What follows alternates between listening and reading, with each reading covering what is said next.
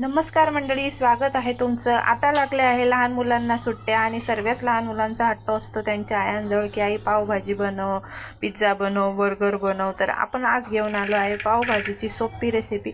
चला तर मग रेसिपीसाठी सुरुवात करूया।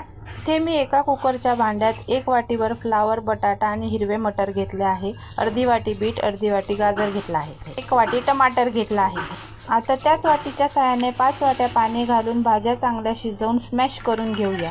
एका कढईत 2 मोठे चमचे तेल घालून मोहरी, कढीपत्ता, हिरवी मिरची, आलं, लसूण आणि कांदा लाल करून घेऊया। कांदा लाल झाल्यावर सुके मसाले, लाल तिखट, मीठ, धण्याची पावडर, हळद आणि आता शिजवून स्मॅश केलेल्या भाज्या घालूया। पावभाजी मसाला घालूया आणि कोथिंबीर घालून सर्व करूया। तयार आहे आपली पावभाजी। लहान मुलांना देताना चीज घालूया।